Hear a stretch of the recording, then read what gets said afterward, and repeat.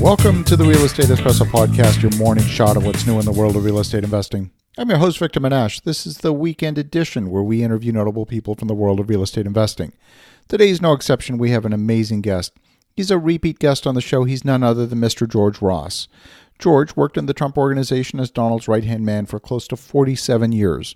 Prior to that, he worked for Saul Goldman at Goldman & DiLorenzo, where he did 703 transactions over a 10-year period, and he wrote every single one of those deals personally. He's the author of 2 best-selling books on real estate and negotiation. He taught at the law school at NYU for over 20 years. And on today's show, I'm talking with George Ross about a specific case study in negotiation, specifically the U.S.-China trade negotiations. Listen to my conversation with George Ross. Good evening, George. Hi, how are you? Excellent. Happy New Good. Year. Thank you. You too. Let's hope it's a good one. Likewise. A lot going on. Likewise. And belated happy birthday as well. Thank you much. I know it starts with a 9. Yes, and ends with a 2. That's wonderful. Yeah, it's good. Just another year. As long as the mind is good, everything is okay. Exactly. And let's dive right in. Good. This one's really out of the news, maybe a little bit of a momentary distraction from all the impeachment proceedings. We are a year now into the trade negotiations with China, and it's been a year full of uncertainty, lots of noise about the tariffs, how they've hurt the economy, and lots of wonder whether the negotiation has even been effective.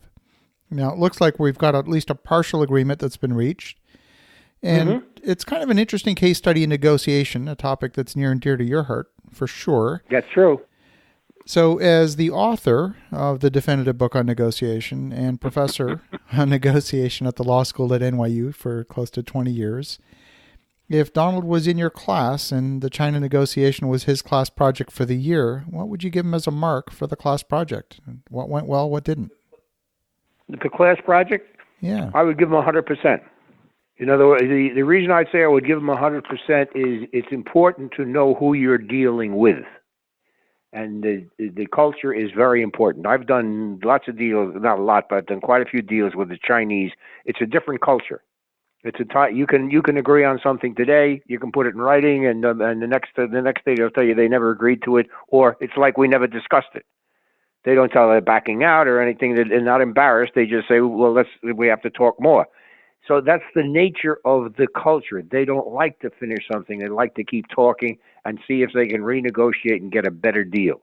In this instance, that came about, the only reason that they're talking or they're ready to do it is that the tariffs are working, that the disproportionate trade balance between the United States and China is so great that the Chinese ultimately, in order for their economy, they have to talk.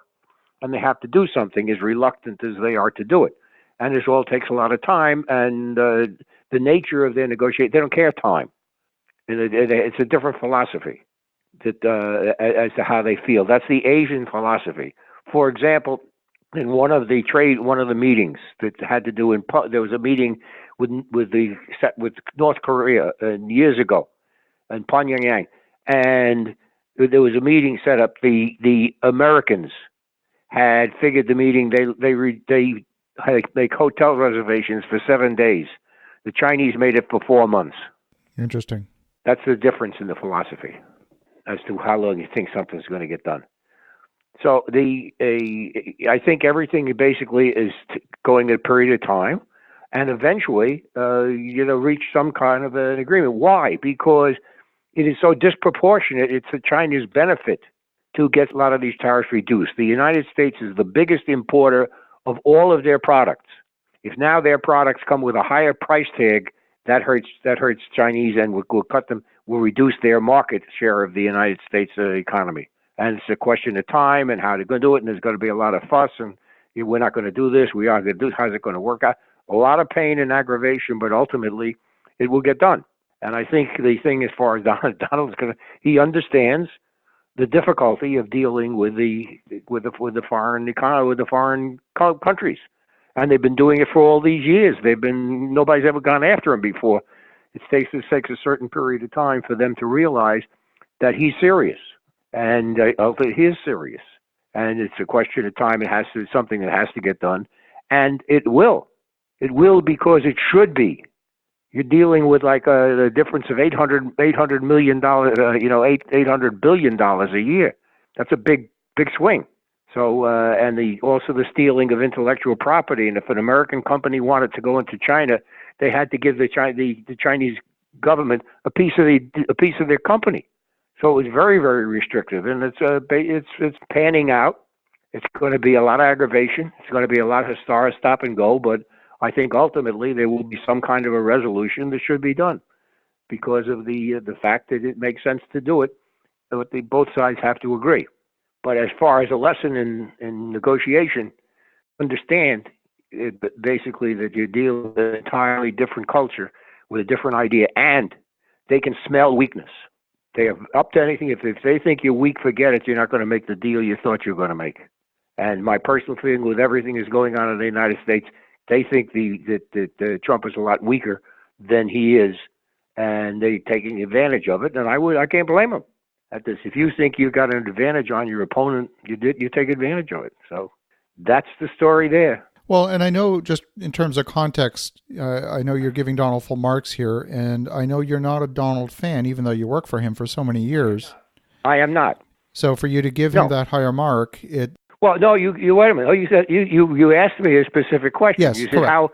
what would I give him a mark on this as a project of what he's doing in this particular instance? Yes. I said I would give him a high mark because he's doing as the best that can be done when you deal with an adversary such as China, with everything that's gone on. And understand one of the problems is how long has this been going on for China with the prior administrations? So you're now talking about lots of years and lots of administrations that have let China do what they wanted. And it's a long time before they suddenly realize, wait a minute, there's a new kid in town. It's not going to work out, and get them to believe it. It's hard to do. And I said, I think he's doing the best he can with the hand he was dealt. Yeah, that makes sense. Now, in this particular agreement, the question of intellectual property was kind of put to the side. It wasn't really dealt with very effectively. Is that just version 2.0, or are we going to be? No, that would be version 2.0 because it's the question of intellectual property has many facets. There are all things that are involved, and they have to be dealt with separately. The question is, what happens now if they steal your technology, and they don't honor it? You could never forget. You can patent anything you want. You're never going to enforce a patent in China. Right. They would do what they want. So it's a question: are they stealing the finished product, or are they stealing the technology that went into it, and all kinds of parts? Also, everything else that is going on. There are so many variations when it comes to artificial intelligence and technology that you have to really separate out and say, well, this one will handle that way, and this one will handle that way. You can't do it on a broad brush. It doesn't work. It's too complex. So I think that they realize it, and that they say, okay, here's how we're going to handle it. First of all, you just got to stop stealing our intellectual property, which means that you're going to have to honor our trade patents or what have you. That's a big step. They've never done that in the past. Well, the other part is access to the Chinese market, and I've experienced this firsthand, is that if you want to do business in China, you simply don't get free market access. You have to partner with a local company and license your technology to that local company to manufacture. That is correct. Locally. If you want to do business in China, absolutely, and you give the Chinese government a piece of the action. That was the cost of admission in order to deal in China. Now, that's the reason you did that. Most of the American cars are not available in China because the duties were too high. They couldn't come in there. They had to give up too much. But when it comes to some of the products which we have, you don't need that the same degree of protection. But it's two different philosophies, ours and theirs. They have to meet on some type of a common ground, but that's not easy. It's very complex. And this is a step in the right direction, but that's all it is. I would anticipate that when you get to the second step, there's going to be more discussion and argument, and they may say, well, we're not going to agree to that, even though we agreed to the first one. There's going to be a lot of negotiation because that's the nature of their culture. Well, they negotiate, and eventually you get it done. But it's frustrating as could be. One of the things I noticed in the negotiation was that Donald was not afraid to play hardball in the middle when things looked like they were taking too long. He doubled down and said, "Okay, we're going to increase the tariffs. We'll increase them again." Yeah.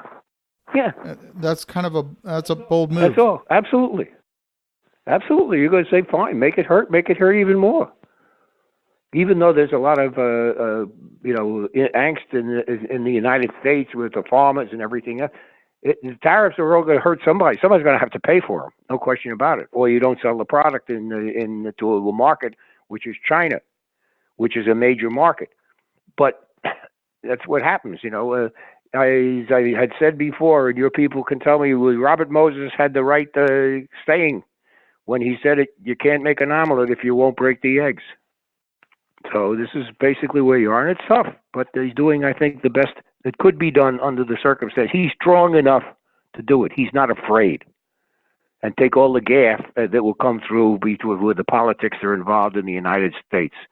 But you can't make everybody happy. It's interesting because on the one hand, there's this appearance that Donald very much wants to be liked, and that's important to him. And yet on the other hand, it looks, in reality, he doesn't care. No, he cares, but you have to figure out what's the cost involved to be liked. And I think what's come through, and this is basically that I think he recognizes, and we recognize that, is when you're the president, you're on the top, right? And somebody said the higher up the ladder you go, the more your ass is exposed. And that's what he's got. So whatever he does, somebody's going to criticize. You didn't do this. You should have done it sooner. But you're not there. In other words, you're not making the decision. What would you do if you made it? And whatever you did, somebody's going to tell you you're wrong. You should have done it harder, softer, later, earlier, whatever. Everything is subject to criticism. You can't do anything which is going to have universal appeal. But that's the nature of the office. I love it. Well, you got the same thing. You got. Wait a minute. Let me throw one back to you. Sure. All right. What are they going to do in Canada because of the shooting down of the plane?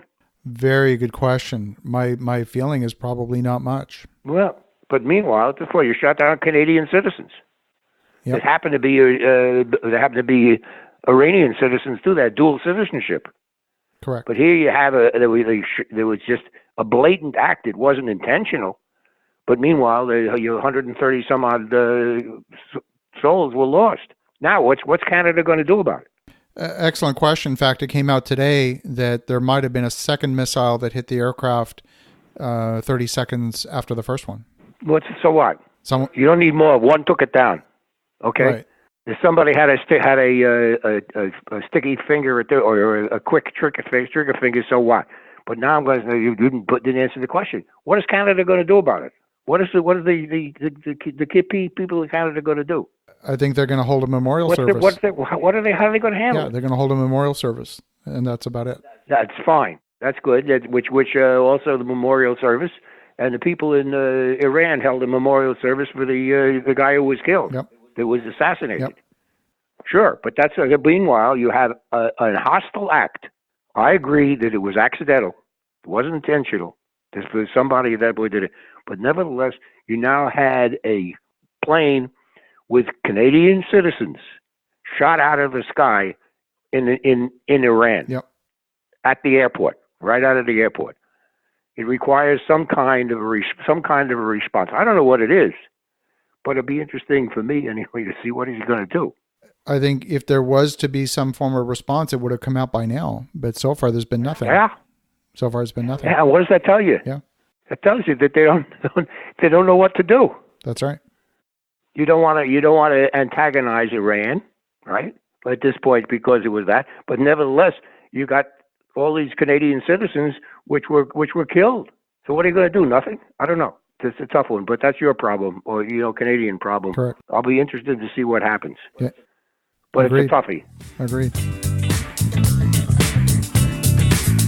I love my conversations with George, and I learn something from him every single time. He brings a depth, a perspective, and wisdom to every aspect of negotiation. He's just such a master, and I learn from him every single time. I love George's question about how he compares and contrasts the American response to a hostile act versus the Canadian response to a hostile act. There isn't a clear answer, but from a negotiation standpoint, it's definitely something to think about. As you think about that, have an awesome rest of your weekend. Go make some great things happen. We'll talk to you again tomorrow.